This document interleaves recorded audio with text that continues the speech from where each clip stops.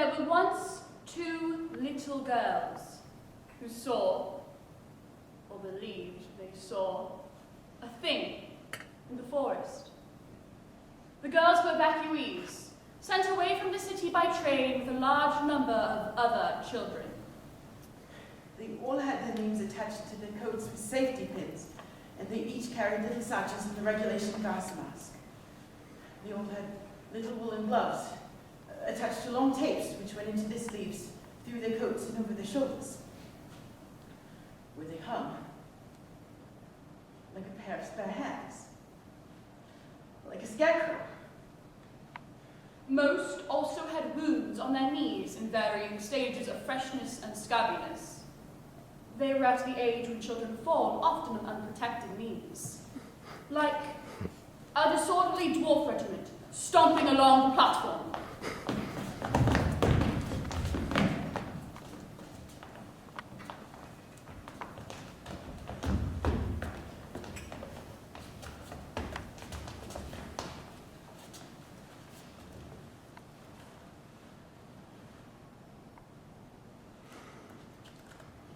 The two little girls had not met before and made friends on the train.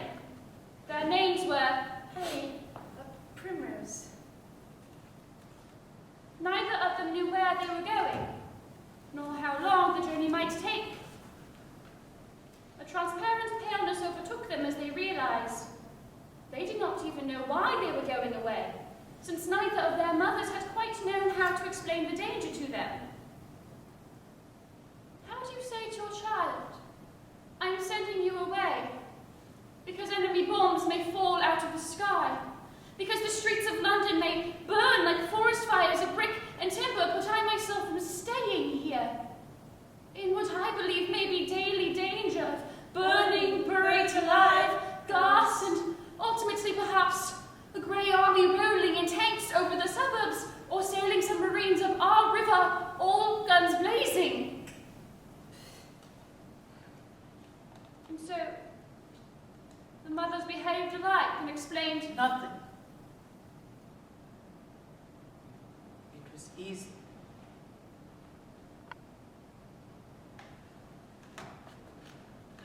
The girls discussed on the train whether it was a sort of holiday or a sort of punishment. The girls looked around the train, and the children did not appear to be brownies or Boy Scouts. Only a mongrel battalion of the lost. Both little girls had the idea that these were all perhaps not very good children, and had perhaps been sent away for that reason. They were pleased, however, to be able to find each other as nice. They would stick together, they agreed. Try and stick together and things. The train crawled sluggishly, further and further away from the city and their homes. It was not a clean train. The upholstery had the dank smell of unwashed trousers, and the occasional gust of sweltering steam rolling back thrust specks of flimsy ash, sharp grit, and the occasional fiery spark prickled their faces. It was very noisy too, whenever it picked up a little speed.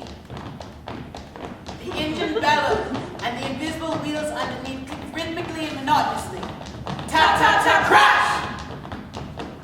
The windows were grimy and misted up, so whenever the train frequently stopped,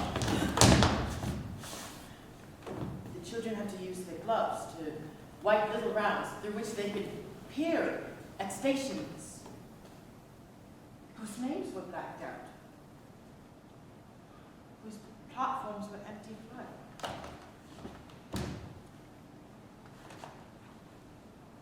The children did not know that the namelessness was meant to baffle an invading army.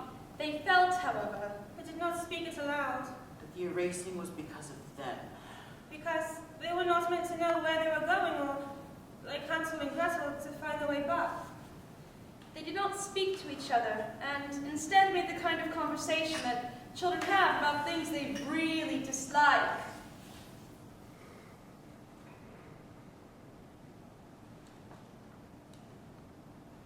The sky grew dark grey, and the blinds were closed and the lights extinguished, to prevent any outside observance of the precious cargo being conveyed.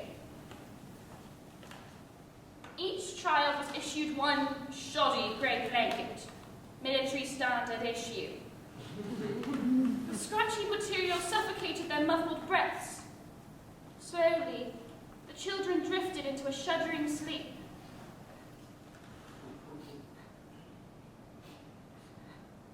Or at least pretended to.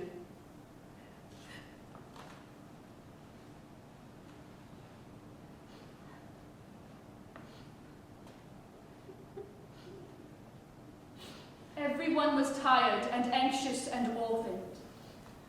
An uneasy silence, a drift of perturbed sleep, came over them all. The only sounds were the stifled sniffles and sobs of faces pressed into makeshift pillows. The train suddenly halted.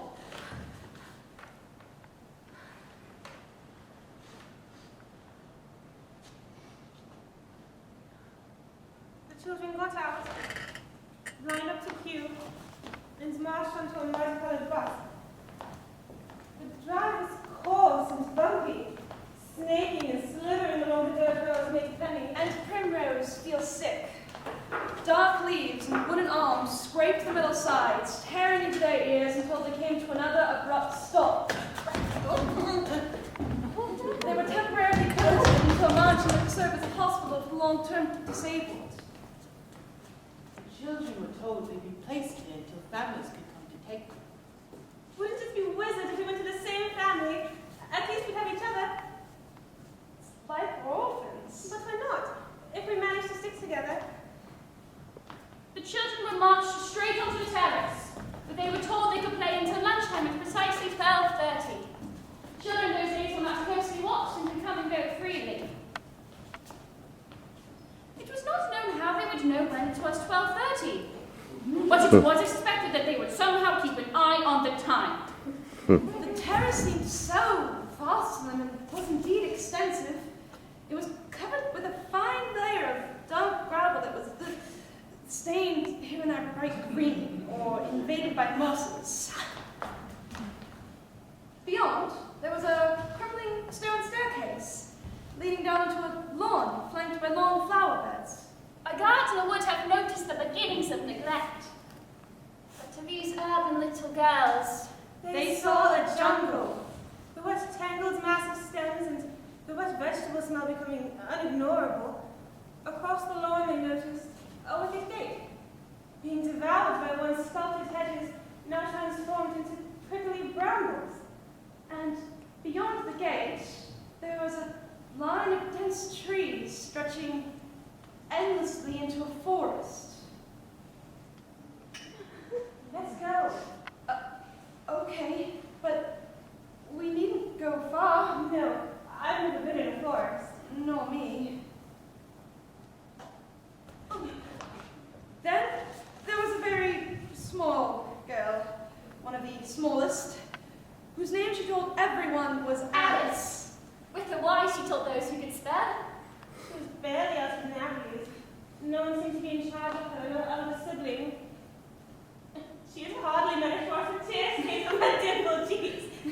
I'm coming too, into the forest. No, you aren't. You're too little. You must stay here. You'll get lost. I won't get lost. I'll come with I you. don't want you, you see. It's for your own good. Alice went on smiling hopefully, innocently, the smile becoming more of a mask. It will be all right. Run. They ran down the steps, across the lawn, and into the forest. They didn't look up. They were long-legged and brown, much taller. The trees were still around them, holding out their branches to the sun, breathing noiselessly.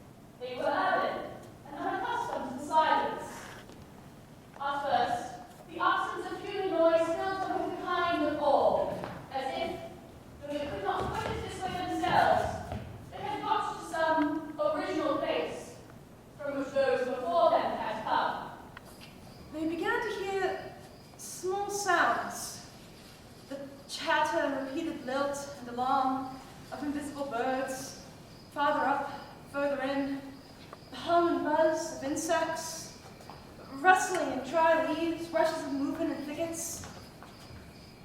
Did they hear it first or smell it first? Both sound and sense were at first infinitesimal and dispersed. Both gave the strange impression of moving in waves from the whole perimeter of the forest. Both increased very slowly in volume, and both were mixed. A sound and a sense fabricated of many disparate sounds and scents. A crunching, a crackling, a crushing, a heavy thumping, thrashing and thrashing, gulping, heaving, boiling, bursting, steaming, hits and explosions, swallowings and wallowings. But the smell was worse and far more oppressive than the sound. It was a liquid smell of putrefaction, and the smell of maggoty things at the bottom of untended dustbins. The smell of blocked drains and unwashed trousers. The new ordinary forest smells and sounds of leaves and hums, fur and feathers went out like lights, and down here being preceded it. The girls looked at each other and took each other's hand. Speechlessly and instinctively they crouched down behind the fallen tree trunk and trembled as the thing came to view.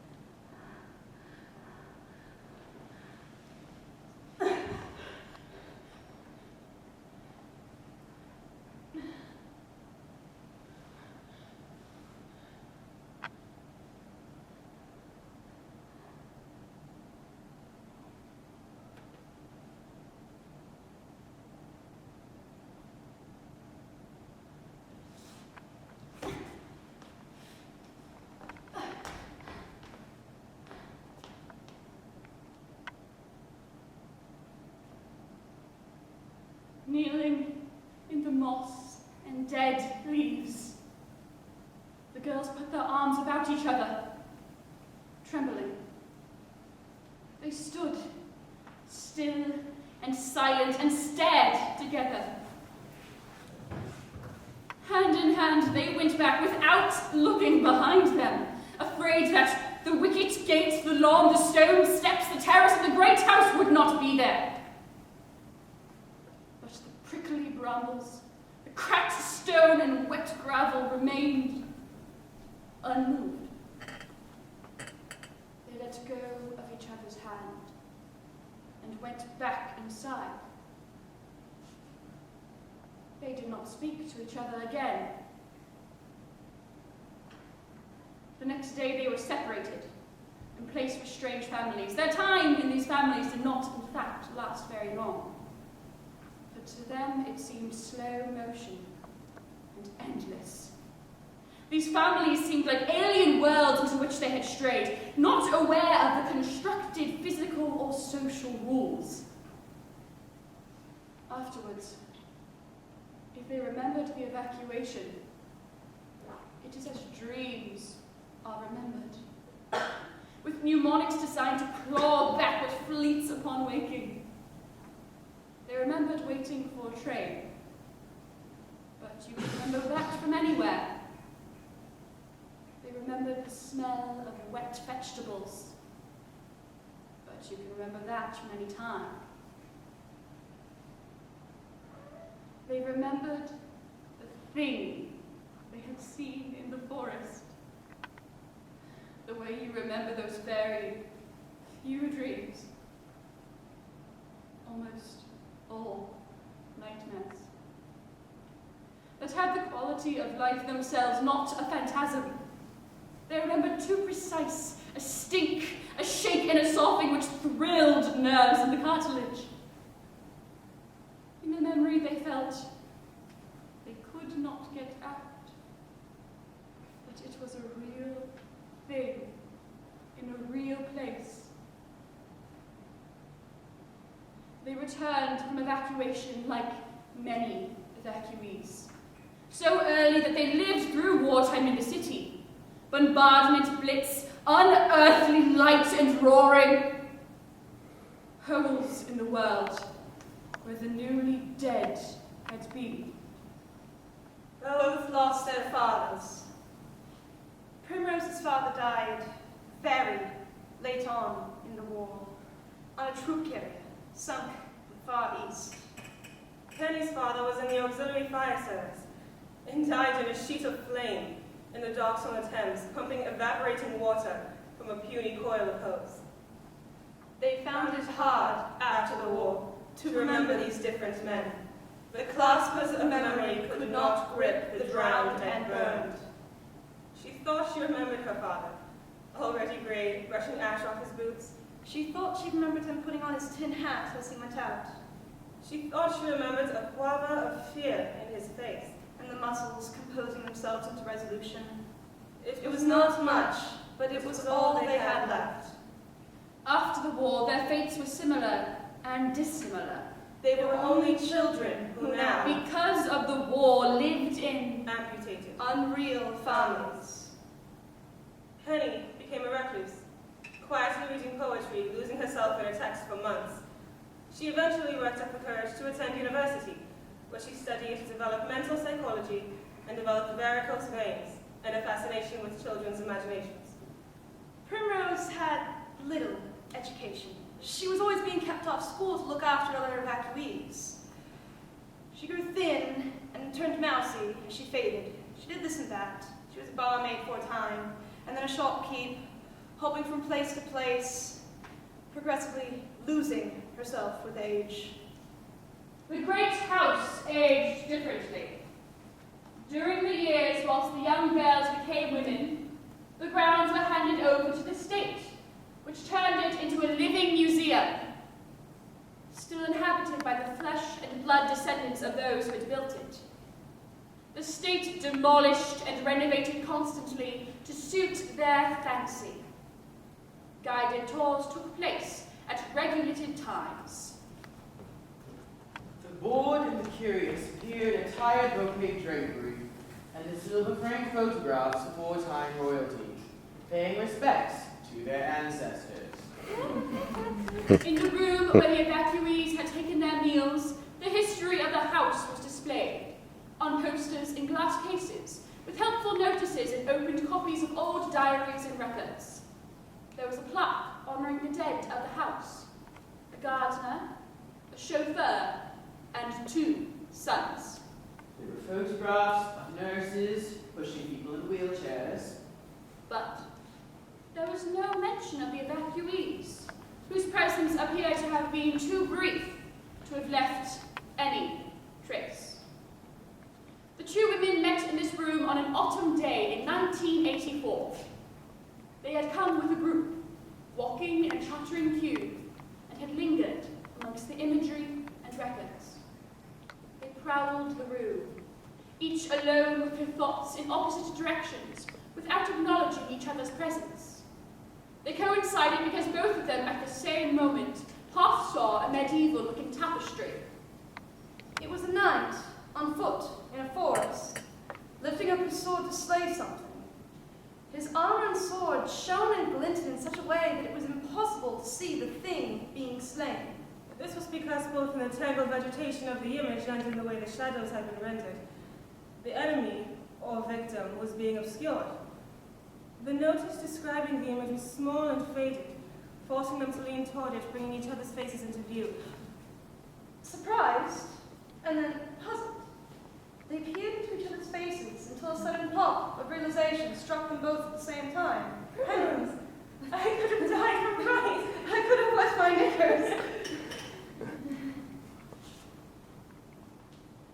Both of them experienced the still moment as pure, dangerous shock.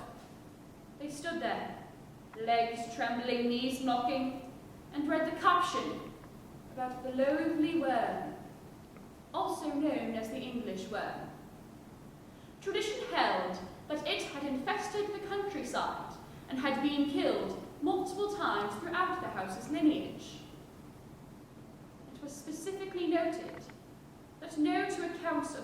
monster has ever been the same, making its capture near impossible.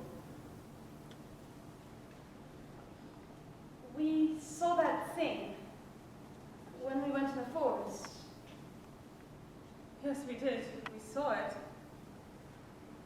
Did you ever wonder if we really saw it? Never for a moment. That is, I don't know what it was, but I've always been quite sure we saw it. Does it ever change when you remember all of it? Yes. It was a horrible thing, I remember all of it. There isn't a bit of it I can manage to forget, though I forget all sorts of things. Have you ever told anyone? No,